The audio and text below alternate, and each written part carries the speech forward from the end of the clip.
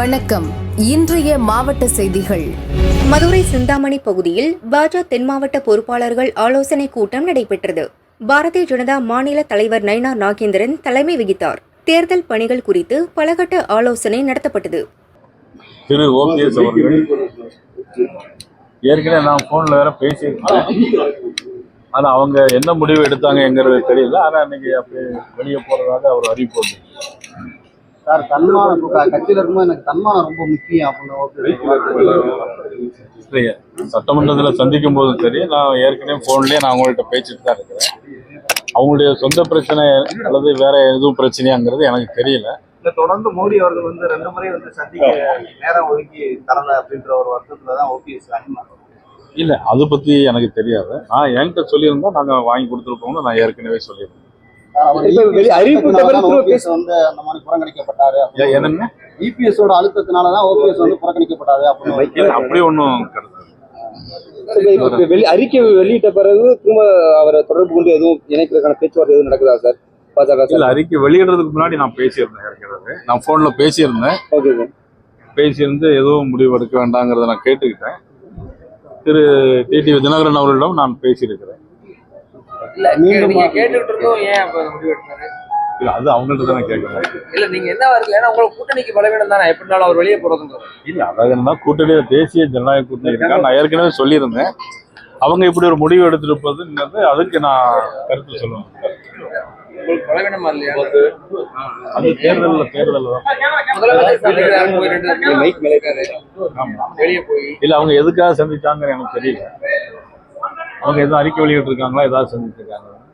அவர் எதுவும் நடக்கலான்னு மட்டும் சொல்றாரு. வெளியே வந்து சுயமரியாதை, என்னுடைய சுயமரியாதை இல்ல, அவரு வேற எதுக்கும் சந்திச்சிருக்கலாம் இல்லையா? வேற தொகுதி பிரச்சனைக்காகவும் சந்திச்சிருக்கலாம், அல்லது சொந்த பிரச்சனைக்காகவும் சந்திச்சிருக்கலாம். அது அவர் வெளியிட்ட பிறகுதான் அந்த கருத்தை சொல்ல முடியும். வெளியேறி போனதுக்கு அப்புறம் அவரை மீட் பண்றது இல்ல, இப்ப முதலமைச்சர் நான் கூட சந்திக்கலாம், என்னுடைய பிரச்சனைக்காக சந்திக்கலாம் இல்லையா? அது கட்சி வேறு, சந்திப்பு என்பது வேறு. அறிவிப்பு அதாவது என்ன அறிவிப்பு வெளியிட்டிருக்காரு, சேர்ந்திருக்காரா இல்லையாங்கிறதெல்லாம் கொஞ்சம் அவங்க கருத்து சொன்னாதான் நம்முடைய அதை கருத்து சொல்ல முடியும் இல்லையா? அவங்களுடைய சொந்த பிரச்சனை தான் சந்திச்சு அப்படின்னு நாளைக்கு சொல்லிட்டாங்கன்னா நீங்க என்ன பண்ணுவீங்க சார்? வரும் பிரதமர் திரும்ப வரும்போது திரும்ப ஓபிஎஸ் சந்திக்க வைக்க வாய்ப்பு இருக்கா சார்? இல்ல, அவங்க கேட்டாங்கன்னா கண்டிப்பா சந்திப்பாங்க. ஓபிஎஸ் தரப்புல இருந்து கேட்டா நீங்க சந்திப்பீங்க? கண்டிப்பா சந்திப்பாங்க. கொடைக்கானல் சீனிவாசபுரத்துல கொஞ்ச நாளாவே குரங்கு கூட்டமா வருது, கூட்டமா போகுது. விவசாய நிலத்துல புகுந்து பேரி, பிளம்ஸ், வாழைய வயிறு முட்டை தின்னுப்புட்டு நடைய கட்டுறத வழக்கமா வச்சிருக்கு. விவசாயிங்க என்ன செய்யறதுன்னு தெரியாம கவலையில சோர்ந்து போயிருக்காங்க.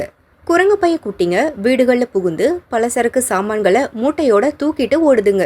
சரி, குரங்கு பைய போலதான் தொல்லை பண்ணுதுன்னு பார்த்தா இப்ப காட்டெருமை பைய போலையும் அசால்ட்டா வீட்டு வாசல்ல நின்னுக்கிட்டு லுக்கு விடுது. 40 வருஷமா வந்து நாங்கள் அங்கனே தான் இருக்கோம். ஒரு 4 குரங்கு 5 குரங்கு வந்துட்டு போயிட்டே இருந்துச்சு. நாங்கள் எதுவும் கண்டுக்கிறதே இல்லை. இப்போ பார்த்தீங்கன்னாக்கா ஒரு 40 குரங்கு 50 குரங்குங்களை வந்து வீட்டுக்குள்ளே வந்து அட்டகாசம் பண்ணுது. வாழை மரத்தை பூரா ஒரு 40 மரத்து வரைக்கும் வாழை இலை பூரா வாழைக்காய் எல்லாமே இப்போ பூரா அழிஞ்சு போச்சு எங்களுக்கு.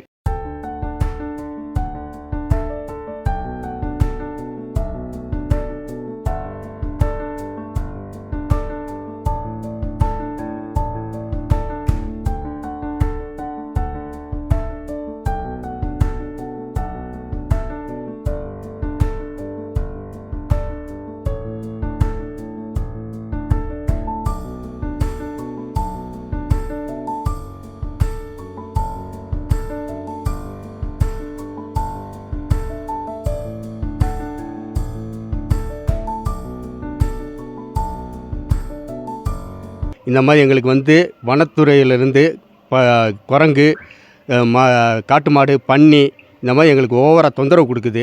இந்த மாதிரி வீட்டுக்குள்ளேயும் வந்து குரங்கு வந்து பிள்ளைய இருந்தாலும் சரி, யார் இருந்தாலும் சரி, எதையாவது தூக்கிட்டு போயிடுது. நாளைக்கு வந்து பிள்ளையிலேயே கடிச்சிருச்சுனாலும் ஒன்றும் சொல்ல முடியாது, சின்ன பிள்ளைய இருக்குதுங்க. அதே போல் காட்டு மாடு வழியில் நிற்கிது. நாங்கள் ஒரு நல்லது கெட்டதுக்கு எங்கிட்டுமே போக முடியல நைட்டுகளில். இந்த மாதிரி இருந்தால் நாங்கள் என்ன செய்ய முடியும்? இந்த மாதிரி பன்னி கூட முன்னாடி நிற்கிது. ஏற்கனவே நாங்கள் சின்ன பிள்ளைகளை கூப்பிட்டு பைக்லேயும் போக முடியல, எதுலேயும் போக முடியல. வண்டினாலும் பரவாயில்ல, நாங்கள் பைக்கில் தான் போயிட்டு வருவோம் எப்பயுமே. இந்த மாதிரி பைக்கில் போகும்போது எங்கேயா நின்னா எங்களுக்கு பயமாக இருக்குது. அதனால் இந்த குரங்குக்கும் எங்களுக்கு காட்டு மாடு இந்த இதுகளுக்கு மட்டும், விலங்குகளுக்கு மட்டும் எங்களுக்கு ஒரு இது மாதிரி பண்ணி எங்களுக்கு கொடுக்கணும். தயவுசெய்து நடவடிக்கை எடுக்கலைன்னா நாங்கள் வந்து மக்கள்லாம் சேர்ந்து இந்த மாதிரி ஏரியாவுக்குள்ளே இந்த மாதிரி ஏதாவது பண்ண போகிறோம். ஸ்ட்ரைக் கூட பண்ணுவோம். யாருக்கு ஏதாவது ஒரு நடவடிக்கை எடுக்கணும். குரங்கு, காட்டு மாடு, நரி, மரநாய்னு கொடைக்கானல் வாழ் ஜீவராசிகள் ஒட்டுமொத்தமா சீனிவாசபுரம் பகுதியை குறிவச்சு படையெடுத்து வரதா குடியிருப்பு வாசிங்க குமரினாங்க. முதற்கட்டமா குரங்கு குசலாக்களை கூண்டு வச்சு பிடிச்சு காட்டுக்குள்ள விடணும். அடுத்த கட்டமா காட்டெருமைங்க வராம ஃபாரஸ்ட் டிபார்ட்மெண்ட் நடவடிக்கை எடுக்கணும்னு மக்கள் கேட்டுக்கிட்டாங்க.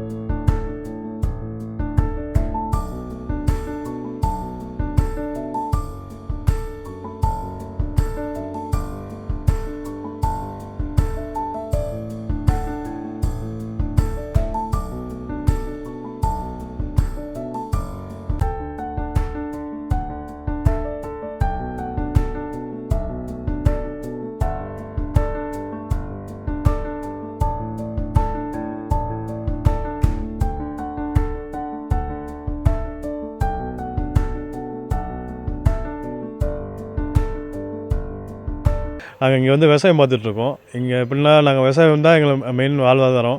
இங்கே வந்து இந்த காட்டெருமை இப்போ வர வர குரங்கு புதுசாக வர ஆரம்பிச்சிருச்சு, பன்னிகை அதிகமாக வர ஆரம்பிச்சிருச்சு. நாங்கள் விவசாயம் பண்ணவே முடியல, இப்போதைக்கு ரொம்ப கஷ்டமாக இருக்குது. எங்கள் தொழிலை வந்து ரொம்ப பாதிக்குது. நாங்கள் இப்படியே விட்டோம்னா எங்களோட பிச்சிஸு, ப்ளம்ஸு, பேரி, அப்புறம் பட்டர் ஃப்ரூட்டு, வாழை மரத்தெல்லாம் ஃபுல்லாக சாய்ச்சி விட்டுருது. எங்கள் குழந்தைகளை கூட ஸ்கூலுக்கு கூப்பிட்டு போகும்போது கூட கொஞ்சம் பயமாக இருக்குது, அச்சுறுத்தலாக இருக்குது. ஏன்னா காட்டெருமை வீட்டு வாசலில் வந்து நிற்கிது. அது வந்து வனத்துறை மூலமா நீங்கள் நடவடிக்கை எடுத்திங்கன்னா எங்களுக்கு ரொம்ப சந்தோஷமாக இருக்கும். ஏன்னா நாங்கள் பெண்கள்லாம் வெளியே போகும்போது ரொம்ப பயப்படுறாங்க. அது பக்கத்து கடைக்கு போகிறது கூட பயப்படுறாங்க. ஏன்னா காட்டெருமை பகல் டயத்தில் காலையிலே வந்து வீட்டு வாசலில் வந்து நிற்கிது. குரங்கு இதெல்லாம் வீட்டுக்குள்ளெல்லாம் வர ஆரம்பிச்சிச்சு. எங்களுக்கு ஏதாச்சும் வனத்துறை மூலமாக எங்களுக்கு ஏதாச்சும் ஒரு நடவடிக்கை எடுத்து கொடுத்தீங்கன்னா ரொம்ப சந்தோஷமாக இருக்கும். திருச்சி மாவட்டம் துறையூர் கீழக்குன்னுப்பட்டியைச் சேர்ந்தவர் சிவகுமார். லாரி டிரைவரான இவரது காதல் மனைவி கீர்த்திகா. இவர்களுக்கு 3 குழந்தைகள் உள்ளனர். சிவகுமாருக்கும் அவரது பெரியப்பா ஜோதிவேலுக்கும் இடையே வயலுக்கு தண்ணீர் பாய்ச்சுவது தொடர்பாக தகராறு இருந்துள்ளது. கிருத்திகா வயலுக்கு தண்ணீர் பாய்ச்சும் போது ஜோதிவேல் வாக்குவாதம் செய்து தாக்கினார். இதுகுறித்து துறையூர் போலீசில் இருதரப்பும் புகார் கூறினர். விசாரணைக்கு வருமாறு கிருத்திகாவை துறையூர் SSI சஞ்சீவி அழைத்தார். புகார் சம்பந்தமாக விசாரணை நடத்தினார். விசாரணை முடிந்து வீட்டிற்கு புறப்பட்ட கீர்த்திகாவை வழிமறித்த SSI சஞ்சீவி, ஹேய், நீ ரொம்ப அழகா இருக்க, 3 பிள்ளைகளை பெத்தும் சும்மா கும்முன்னு இருக்க, உனக்கு எதுவா இருந்தாலும் முதல் ஆளா நான் வந்து நிற்பேன். உன்னை கண் கலங்காம கண்ணுக்குள்ள வச்சு நான் பாத்துக்கிறேன். நீ என்னுடன் நிரந்தரமா வந்துடு. நீ எனது ஆசையை தீர்த்து வை, மறுத்தால் உன்னை சும்மா விடமாட்டேன். உன் மனுவை விசாரிக்காமல் அலைகழிப்பேன் என கூறி ஆசைக்கு இணங்கும்படி கட்டாயப்படுத்தியதாக தெரிகிறது. பயந்து நடுங்கிய கிருத்திகா SSIயின் காம பிடியிலிருந்து ஒரு வழியாக மீண்டு ஸ்டேஷனை விட்டு வெளியேறினார். தனக்கு நேர்ந்த பாலியல் தொல்லை குறித்து கணவரிடம் செல்போனில் பேசி கதறி அழுதார். இது தொடர்பாக பாதிக்கப்பட்ட பெண் 2 நிமிடம் SSI சஞ்சீவி மீது குற்றம் சாட்டி பேசும் வீடியோ வெளியாகி பரபரப்பை ஏற்படுத்தியது. நானும் எங்கள் வீட்டுக்காரரும் லவ் மேரேஜ் பண்ணிட்டேங்க சார். எங்கள் வீட்லேயும் அவங்க வீட்லேயும் எந்த பிரச்சனையும் இல்லைங்க சார். 3 குழந்தைங்க இருக்காங்க, நல்லா தான் வாழ்ந்துட்டு இருக்கோம். காட்டில் பிரச்சனைங்க சார். பெரிய மாமனார் வீட்டுக்கும் எங்களுக்கும் காட்டில் கொஞ்சம் அப்பப்போ வயல் பிரச்சனை வருங்க சார்.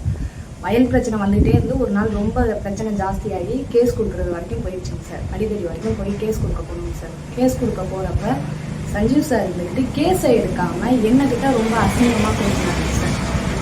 நீங்கள் போய் சட்டியங்கெல்லாம் படுத்து புள்ள பக்கத்து எங்களெல்லாம் பார்த்தா ஆளாக கேட்குறியா, இதெல்லாம் நல்லா இருக்குதா, ஏன் என்னை பார்த்தா எப்படி இருக்கு உனக்கு, நீ எப்போ எனக்கு சம்மதப்படுறியோ என் கூட வந்து படுக்கிறியோ அப்போ தான் நான் கேஸை உனக்கு முடிச்சு தருவேன், இல்லைனா என்னை எதிர்த்துக்கிட்டு நீ இந்த ஊரில் பொழைக்க முடியாது, நீயும் உங்கள் வீட்டுக்காரர் எப்படி இருக்கீங்கன்னு பார்க்கலாம் அப்படின்னு சொல்லிட்டாங்க சார்.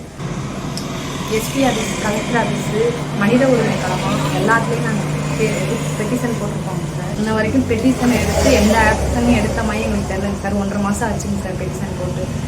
நாங்கள் இப்படி நியாயம் கேட்டு துறையூர் ஸ்டேஷனுக்கு போகிற பொம்பளை பிள்ளைங்கன்னா எத்தனை பேர் பிள்ளைங்க இந்த மாதிரி இருக்கிறாங்களோ தெரியல. நான் வந்து எங்கள் வீட்டுக்காரத்து என் கூட நிற்கிறதுனால நான் வந்து தைரியமாக சொல்கிறேன். எத்தனை பிள்ளைங்கள்ட்ட தெரியாமல் இது மாதிரி பேசுவாங்கன்னு தெரியல சார். சஞ்சீவ் மேலே நடவடிக்கை எடுத்துக்கணும்னே நான் கேட்டுக்கிறேன்.